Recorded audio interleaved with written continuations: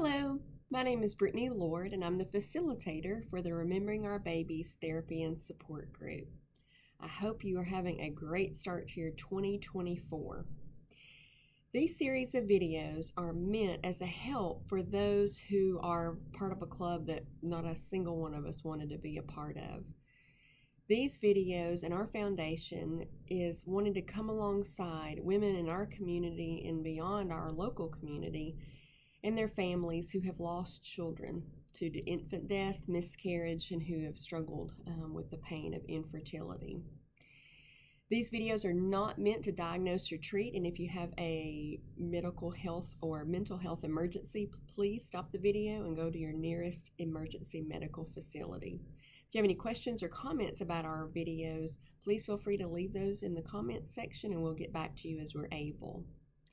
In 2023, this foundation rolled out 3 ways that we, as I said, wanted to come alongside people, families, women in our community who are a part of this group and who understand this pain that it's a pain like no other, really. So the 3 ways that we're wanting to do that, we did this in 2023 and we're going to continue it in 2024, are to offer some different ways that we can express and to process all the different emotional, physical, spiritual effects of grief from losing a child. So one way that we did that, and we do this every year, is to have an annual walk to remember. So this is usually held in November.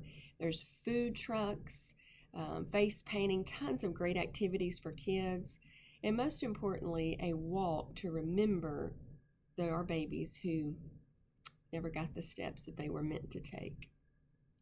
There's also raffles, and at the end of the evening, we get to come around and have a candle lighting ceremony. And this is a really, really powerful, can be deeply emotional time for all of us to come together and to share what's on our hearts and to cry together, to listen to some great songs that really speak about the grieving process, and to light a candle.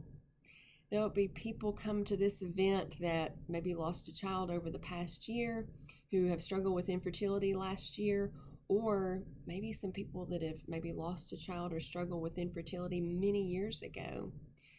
We know that there's no timetable for grief. We've talked about that in the series of videos. And whether it's been 30 minutes, 3 weeks, or we've even heard of women coming and pouring their hearts out after 30 years, there's no timetable on grief, and it will show up. So that's one of the ways that we're coming alongside people in our community to process this grief. Another way is by offering individual counseling sessions. So I'm an LPC, so that means that a licensed professional counselor here in the state of Tennessee, and we're offering two free counseling sessions, and as a way to consult with you and to see if the videos would be helpful for you, to let you know about our services with our foundation and to see how you're working through the grieving process. Again, if you'd like more information about this or would like to contact us to access those services, please let us know. Another way we're doing that is through doing these videos, just giving you a taste of some of the things that you can work through in the grieving process. Again, this is not telling you how to think or feel, but just some different ways and some clues as to, maybe how to help from day to day. So today, I would like to talk to you all about a very important topic with grieving. Many people will ask me, and many women that I speak with will say, my grieving looks so much different than my partner's.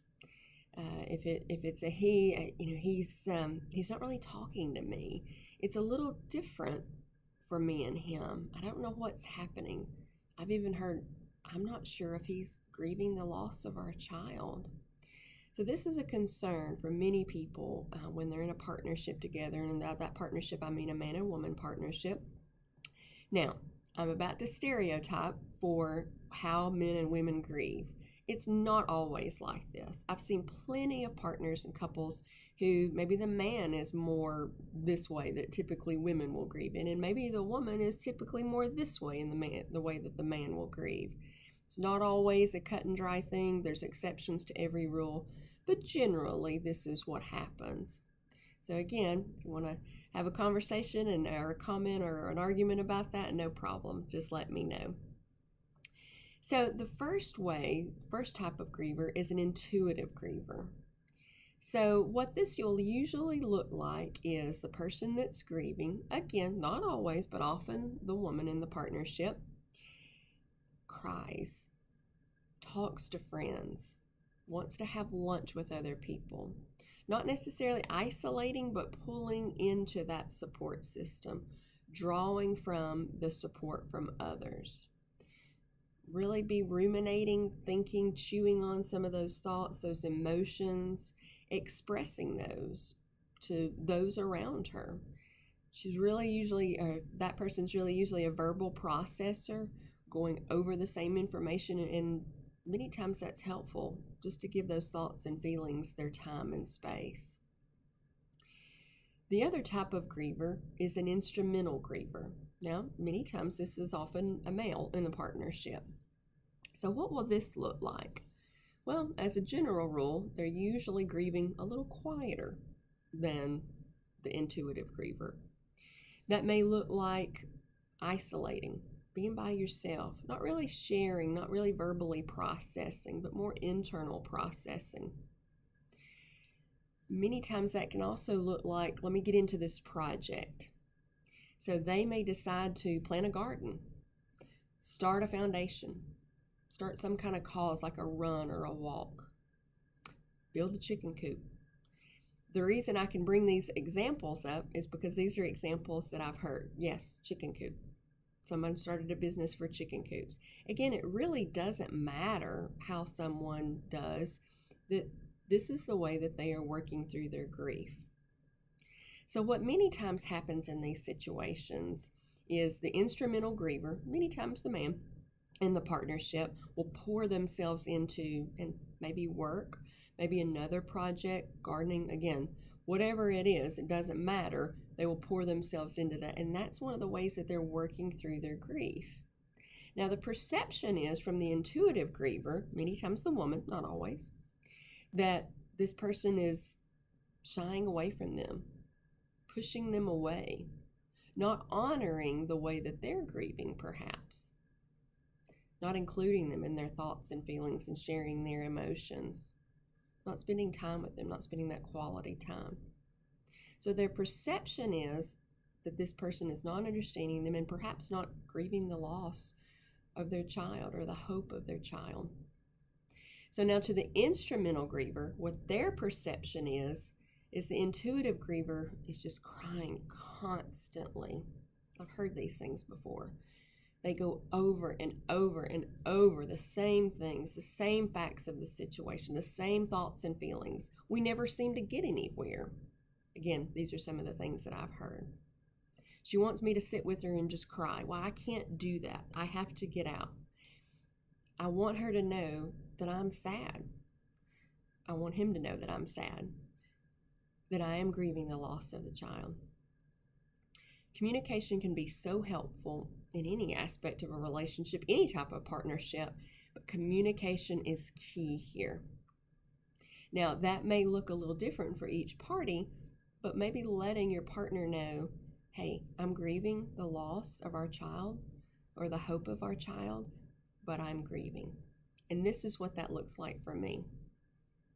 If you'd like more information about how to have an open and honest conversation with your partner about these or other aspects of your relationship and how that changes you, please let us know. I'm not a marriage and family therapist. I do individual therapy, but I would be more than happy to give you a referral for your area.